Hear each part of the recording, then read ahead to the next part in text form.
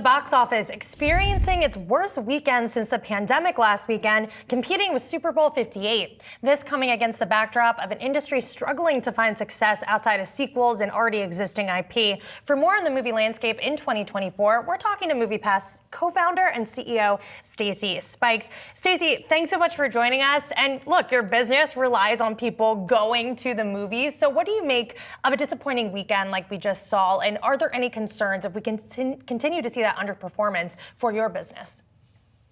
Yeah, actually, January is always a soft period. I think you're seeing some restocking going on where you had a lot of content move out and it's starting to move back in. But you're seeing titles like Dune, which is coming in March, which is normally someone who's going to sit in the fourth quarter, or say the summer, coming out in March. So I think that that's normal, but I don't see any big concern over it. And Stacy, your company, MoviePass, just achieved its first year of profitability, and it wasn't too long ago that you bought this company out of bankruptcy. How are you able to get to that profitability, and what were the lessons learned along the way? Yeah, well, the amazing thing about it was, back when the company was sold and went through its issues, we actually had the ability to benefit from a lot of AI and machine learning upgrades that we just didn't have back then. That was a big difference. And then our new credit system that we introduced also really made a big change in the business model and the capability of being able to perform properly. So that's the two major updates that we were able to do that really helped everything. And how can you sustain this profitability, especially when you're in an industry where we're seeing a lot of turmoil, especially with the influx of streaming services?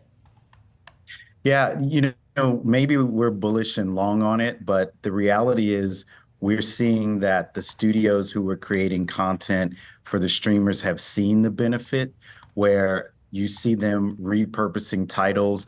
We've had last year a commitment from Apple with more than $1 billion, and Amazon and even Netflix committing to the theatrical experience. So I think you've got a pipeline lag that you're looking at, but all in all, people are coming back. You saw a lot of young people starting to use theaters as concert venues with the Taylor Swift concert and Beyonce. So we're seeing it become more of a live event. You're seeing more IMAX releases. So all in all, I actually feel really positive about it.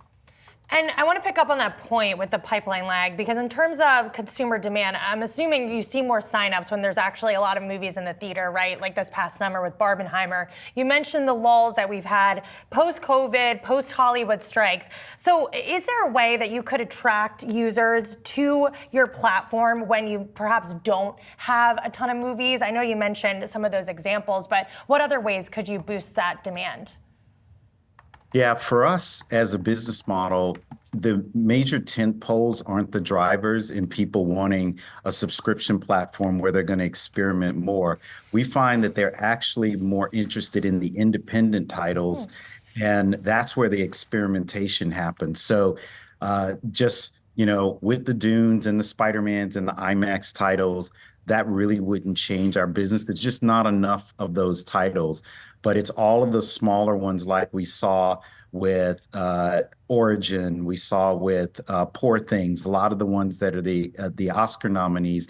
That's where 75% of our members are under the age of 35, and they like to experiment. So if you're going to end up on our platform, there's a lot of inventory sitting there. Yeah, that's interesting, especially since we've seen sequels and that known IP really driving some of the box office there. But in terms of competition, we've seen things like AMC Stubs, other types of reward programs. How are you looking to combat those types of competitors out there and really stay on top of the game? Yeah, great question. So the difference between MoviePass is you can go to literally any theater. So as long as it accepts major credit cards, that theater is open to your system. And with AMC, you can only go to an AMC. So that is a loyalty program just for them. But on average, in our system, the average customer goes to 2.4 different theater locations. So they want the ability last minute to make a decision and say, maybe I go over here, maybe I go over there. They're deciding that day based on what times the different movies will start, and it gives them that flexibility. And then the other benefit with MoviePass is you still can have a loyalty program at those theaters and get your reward points for going there as well. So it's kind of a double win with MoviePass versus being locked into only one theater circuit that you can get benefits from. All right, Stacy Spikes, thank you so much. I'm planning to watch Poor Things tonight, so I'm excited. I need to watch all my Oscar movies because we're heading into award season very, very quickly with the Oscars coming up. So thank you again. You got it. Enjoy.